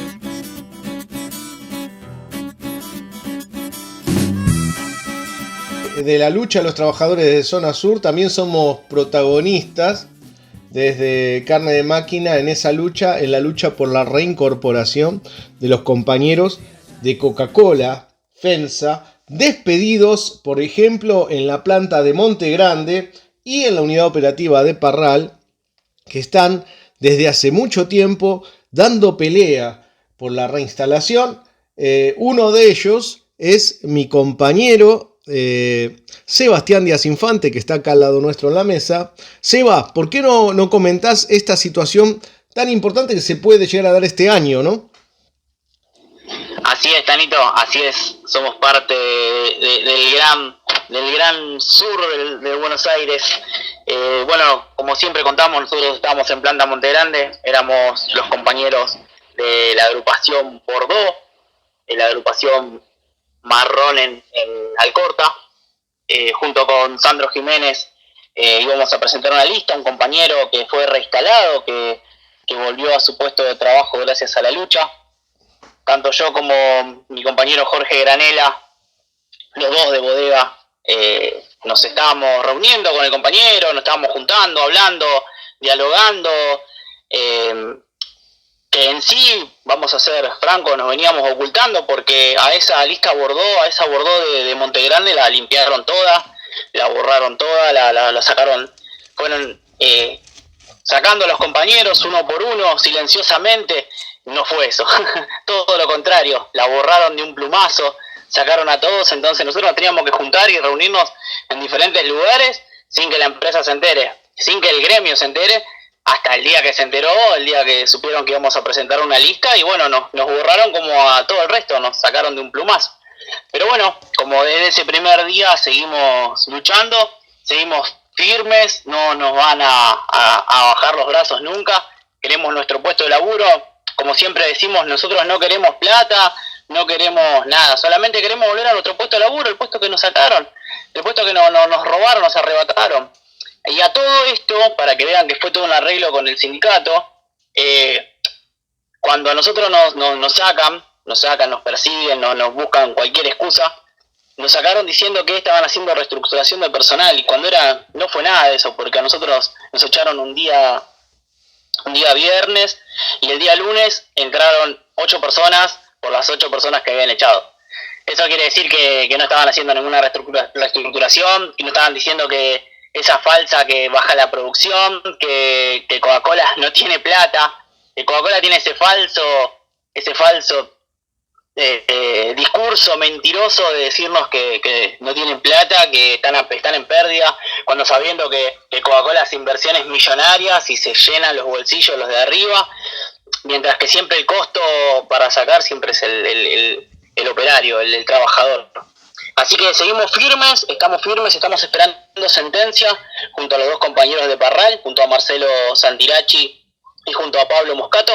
Estamos esperando nuestra sentencia, estamos esperando que los jueces nos den la razón a nosotros como tiene que ser, así que estamos esperando. Sabemos que lamentablemente tenemos una justicia lenta, una justicia que cada vez es más y más lenta, pero bueno, seguimos firmes nosotros, no nos van a doblegar, no nos van a hacer bajar los brazos. Y es más, te voy a decir que estamos más fuertes que nunca. Pero bueno, todavía hay que esperar, no nos queda otra que esperar. Y nosotros acá desde Planta Alcorta de Coca-Cola FEMSA en Pompeya, acompañando a los compañeros, a mi compañero Sebastián, a los compañeros a Pablo Moscato, a Marcelo Santirachi, al compañero Granela, en la pelea por la reinstalación, porque en realidad lo que está en disputa, en verdad, es un nuevo sindicalismo, un sindicalismo diferente. Nuevo es un eufemismo, en realidad la historia ha demostrado que el sindicalismo de base, el sindicalismo asambleario, el sindicalismo horizontal, el sindicalismo de la decisión de base de los trabajadores, es un sindicalismo que tiene una historia, no empieza hoy, y que estamos dando pelea por recuperarlo, ¿no? Por recuperar esa decisión de base de los compañeros, donde por asambleas podamos decidir nuestro destino y no esté en manos de un sindicato pro-patronal, un sindicato que recibe las órdenes directas de recursos humanos, una extensión de la oficina de recursos humanos de la empresa, como lo es el Sutiaga, ¿no? Esa es la realidad, esa es la verdad. Un sindicato... Mira, Taro, perdóname que te interrumpa. Sí, Mira, sí, para que sea más todavía más visible eso que decís que el sindicato es un brazo más de recursos humanos. En Montegrande, las oficinas, en ese momento, la oficina de Sutiaga de Fataga, porque ahí son Fataga zona sur, o Sutiaga zona sur, estaban en la oficina de recursos humanos. O sea, que vos querías hablar con el delegado de algo que te estaba pasando, de un reclamo, lo que sea, y lo tenías que hacer adelante del de recursos humanos. ¿Se entiende? Estaban ahí en la misma oficina, es un chiste, es una vergüenza. Sí, si estuviéramos en un juicio diría no más preguntas, ¿no? Es terrible, es terrible porque en realidad son así y en eso basan su fuerza. O sea, la fuerza del sindicato, la fuerza de la directiva, la fuerza de la burocracia sindical es la fuerza de las empresas, es la fuerza de las empresas multinacionales que sojuzgan a los laburantes junto a la burocracia, como cómplice tienen a la burocracia, y es por eso tan importante, cuando hablo de la burocracia, para decir nombre y apellido, hablo de la directiva del Sutiaga, en nuestro caso, la directiva de los sindicatos, ¿no? Nosotros tenemos que luchar por retomar la decisión sobre nuestras vidas. Tomar la vida en nuestras manos significa decidir. Y la decisión es en asamblea. La decisión es asamblearia, horizontal, donde toda la voz de todos los laburantes vale lo mismo y donde podamos entre todos decidir la mejor manera de dar batalla, de pelear o reclamar por nuestros derechos.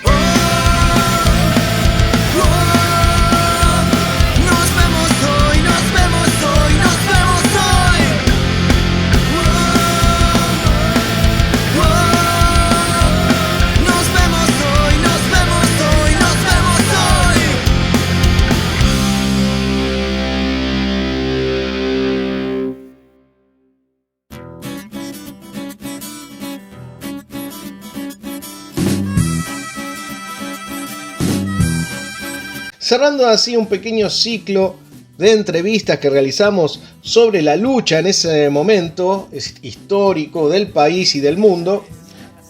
Recordemos que le hicimos entrevista a Daniel de Santis, ex dirigente del PRT-ERP, a el compañero Suárez, a Eduardo Negro Suárez, actual de la Gremial de Abogados y militante montonero en los 70, y al sociólogo, el compañero sociólogo Pablo Bonavena, que también nos dio su mirada sobre la época. Acabamos de mostrar otro cristal por donde ver la realidad, el cristal del trotskismo en los 70 por medio del Turco Sobrado, pero es muy interesante que abramos un intercambio entre nosotros, a ver, compas, qué piensan o cómo ven ese proceso, ¿no? El proceso de los 70, qué es lo que sucedió, qué pasó.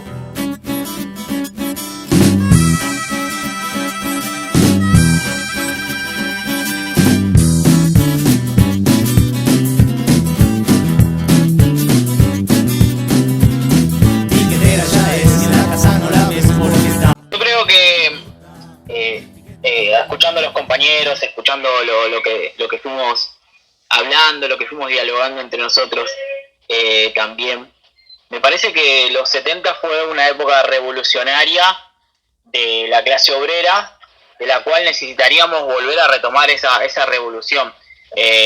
Yo creo que existe por parte de los trabajadores, de los obreros, una revolución, pero no la veo tan fuerte como en aquel tiempo. En aquel tiempo creo que lo comentaba el compañero del Turco en la entrevista, donde decía que alrededor de 2 millones de obreros estaban poniendo el cuerpo, el alma, todo para una revolución. Estamos hablando de 2 millones de trabajadores, que no es nada chiquito, nada pequeño, al contrario.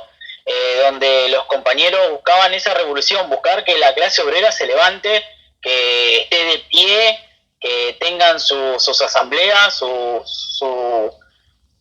lucha, por así decirlo. No sé cómo expresar las palabras que quiero decir, pero creo que eso, compañeros, no lo veo tan reflejado en estos tiempos como en aquel momento.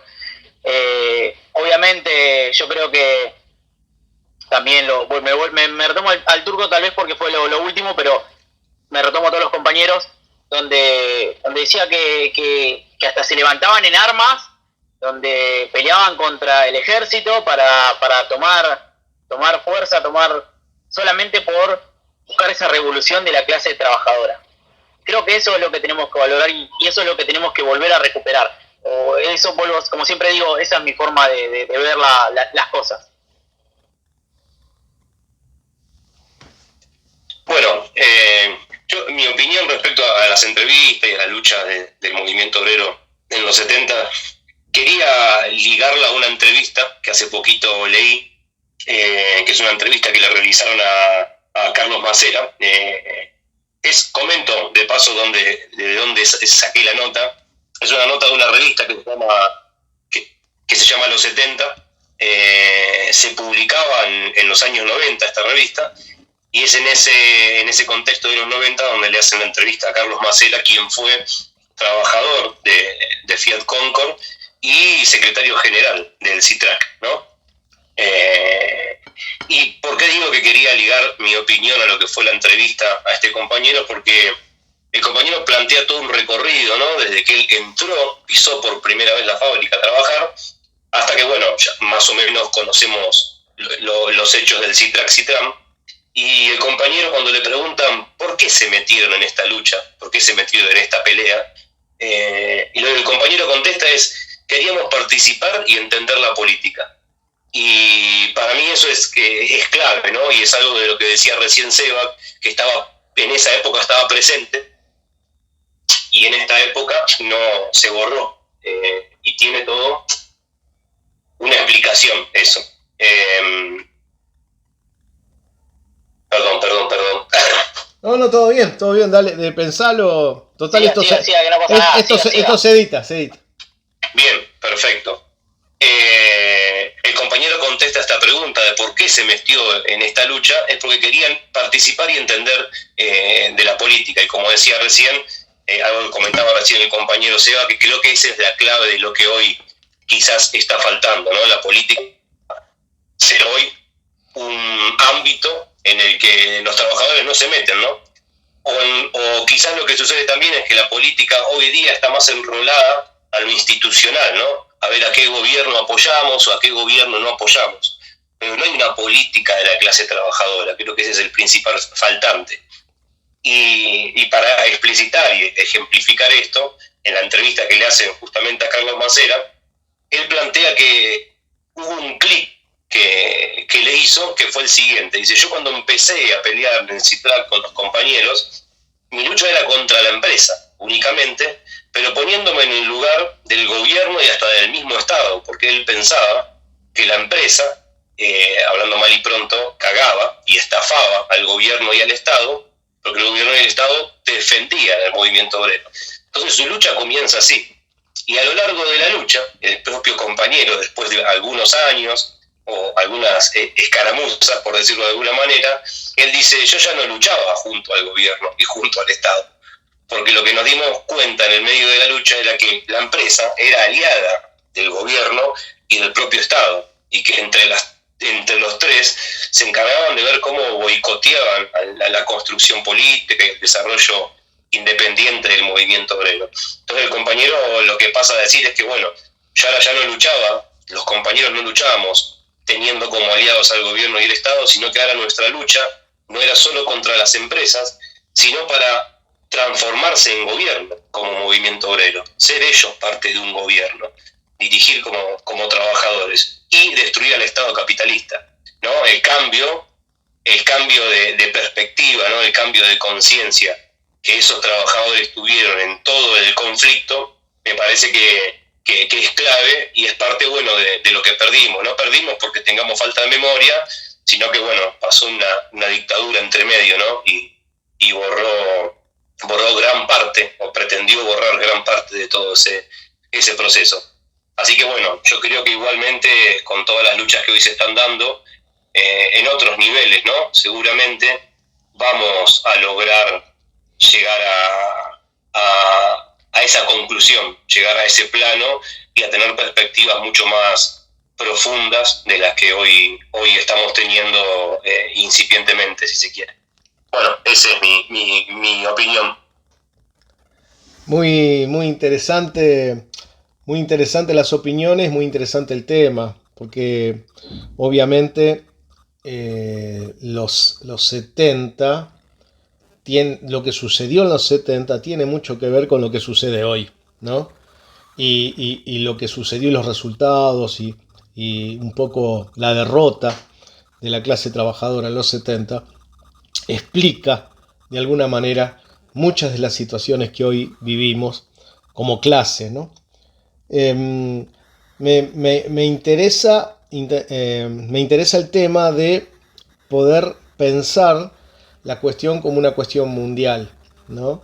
Porque si vemos el proceso inmediatamente anterior a los 70, a nivel mundial, tenía que ver con una política más general del capitalismo de frenar una ofensiva de la clase trabajadora, frenar la ofensiva que se dio en los años 20, y ese frenar la ofensiva de la clase trabajadora en los años 20, que es la Revolución Rusa, la Revolución Húngara, los soviets en Gran Bretaña, la Revolución en Alemania, todo eso derivó en la clase capitalista, en el fascismo, en las guerras mundiales, y en un proceso posterior que fue el estado de bienestar, que le llamaron, que tuvo que ver con un status quo donde la clase capitalista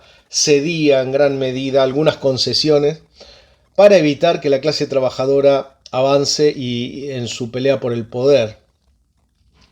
Los 70, en particular, a mí me da la impresión que intentan romper el status quo, romper la conciliación pacífica, la convivencia pacífica entre el capitalismo y algunos estados que habían dado pelea por por salirse del capitalismo, como la URSS, ¿no? Esa coexistencia pacífica que la burocracia soviética había conseguido, la rompen las grandes luchas de los 70 como Vietnam, Cuba, ¿no?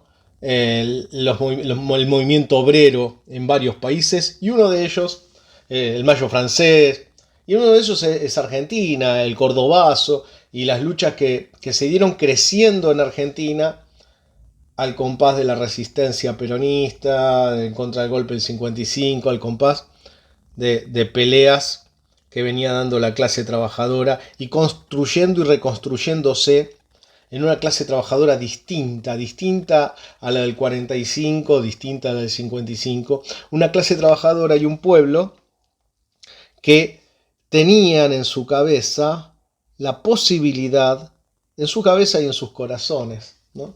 La posibilidad de vivir en una sociedad diferente, en una sociedad sin explotación, en una sociedad más justa.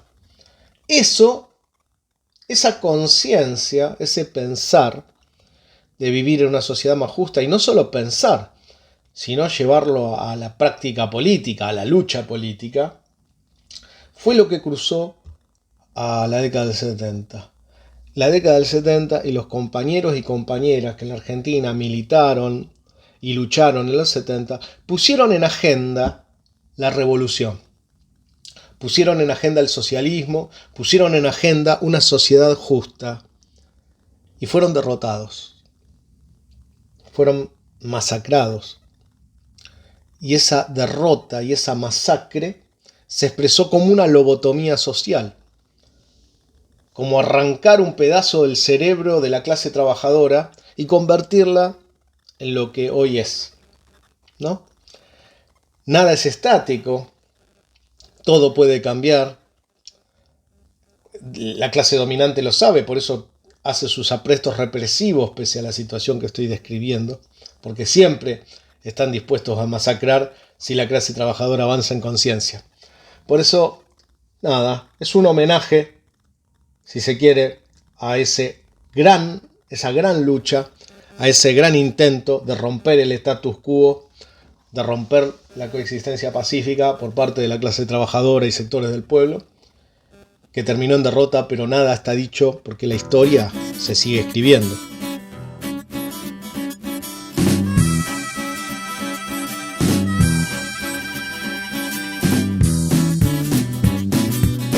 Bueno, y estamos ya llegando al final de un nuevo programa de Carne de Máquina en Radio Semilla, en la 106.5 de tu dial.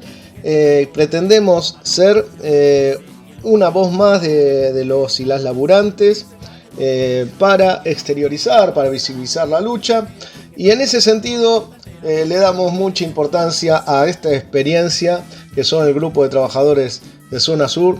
Fede, ¿podrías contar un poco de qué se trata el grupo de trabajadores de Zona Sur? Sí. Bueno, comentar la experiencia del grupo de trabajadores de Zona Sur arranca en inicios de la pandemia.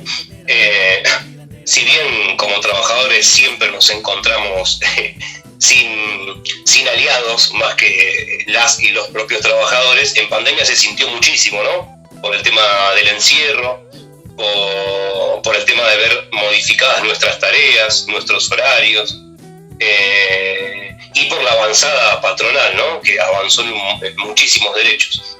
Y bueno, la enfermedad en sí de la pandemia, ¿no? Que también nos hacía tener de alguna manera con una incertidumbre y vulnerables por no contar con información, por no saber con seguridad qué es lo que estaba pasando, pero obligados a trabajar porque la producción no se podía parar. Bueno, en esos casos nos empezamos a encontrar con distintos conflictos. Recuerdo ahora puntualmente que uno de los conflictos que surgió en inicio de la pandemia y que hubo mucha participación de otros sectores fue en el frigorífico El Penta, donde hubo represión, compañeros heridos, una traición gigante del gremio, pero con todos los laburantes participando, ¿no? Activos. A raíz y a partir de ese conflicto nos empezamos a reencontrar con otros compañeros y compañeras de otros sectores que estaban también sufriendo avanzadas de la patronal, y desvalidos, ¿no? Sin la ayuda del gremio, y nos empezamos a juntar, en principio para hacer catarsis, para comentar qué mal estábamos, pero en un segundo momento, planteamos la posibilidad de armar un grupo, más allá de la afiliación gremial que teníamos, más allá de la afinidad política e ideológica que cada uno tenía, y con únicos objetivos muy puntuales. Uno, construirnos en base a la solidaridad, brindar el apoyo y solidaridad a todo conflicto de laburantes, y como un segundo punto y un segundo momento, poder tener debates, formaciones, leer, charlar entre nosotros, compartir análisis, expectativas, perspectivas. Eso fue haciendo en los años de pandemia que vayamos logrando formar un grupo de compañeros que al día de hoy somos compañeras y compañeros de distintos gremios. Más o menos lo que me acuerdo puedo mencionar: somos compañeros ferroviarios, gráficos, metalúrgicos, de gremio alimenticio, de sanidad, estaciones de servicio, un poco de todo. Y en esa pluralidad encontramos un montón de similitudes, ¿no? Comúnmente nos quieren hacer creer que, bueno, cada uno se tiene que dedicar a la pelea en su gremio y nada más, pero en realidad cuando uno se empieza a juntar con trabajadores de otros sectores, de otro tipo de producción, vemos que tenemos un montón de similitudes, y eso es lo que nos hizo ver la necesidad de seguir construyendo este espacio, y a medida que uno va caminando encuentra aún más similitudes, ¿no? Esto no quiere decir igual que no sea necesaria, lo aclaro porque nos gustaría que quede claro eso, que no sea necesaria la lucha dentro de nuestro gremio. La pelea en nuestro gremio es necesaria, hay que recuperar nuestros gremios, pero hay que romper también las paredes de la fábrica y conectarnos con otros compañeros, con otras experiencias. Porque al fin de cuentas hay algo que también nosotros planteamos en el grupo, es que si hay algo, lo único, una de las pocas cosas que tenemos a favor como laburantes, es que justamente lo que nos hace fuerte es ser la mayoría. Somos mayoría frente a las patronales. Y no es casual que las patronales, el Estado y los gobiernos de turno pongan tanto empeño en dividirnos, ¿no? Porque es justamente, y casualmente venimos hablando de los 70, donde no había muchísima distinción en si vos sos metalúrgico, yo no me junto porque yo soy gráfico y yo me junto con los ferroviarios. No, la clase trabajadora salía a la calle y se unía, se juntaba y llevaba adelante acciones independientemente también no solo de la afiliación gremial, sino también de la identificación política, ¿no? Así que bueno, un poco resumido, esto es el grupo de trabajadores. Sacamos hace poquito nuestro primer boletín escrito por nosotros mismos, y con la idea de generar una herramienta de comunicación y construirnos de manera independiente y solidaria. Queremos que esas dos cualidades sean las que vayan dándole forma a esta construcción. Bueno, en principio de esto seguramente vamos a volver a hablar del espacio. La idea es que podamos comunicar los conflictos, cuál es la situación de cada fábrica, qué están necesitando compañeros y compañeras en algún conflicto, y bueno, seguir caminando y seguir construyendo. Muy bueno, Fede. La música más hermosa para mis oídos es que se rompan las fronteras gremiales, que los laburantes por abajo se unan y que se genere esta solidaridad de clase que se ha visto en las acciones del grupo de trabajadores de Zona Sur de manera permanente. Todas las acciones que han realizado van en ese sentido, ¿no? En la unidad de los laburantes por encima de las fronteras políticas, gremiales. La verdad es muy interesante y muy bueno que eso se retome. Así llegamos al final de un nuevo programa. Nos seguimos encontrando entonces en la lucha y en el camino de esa sociedad nueva que crece en nuestros corazones. Un abrazo.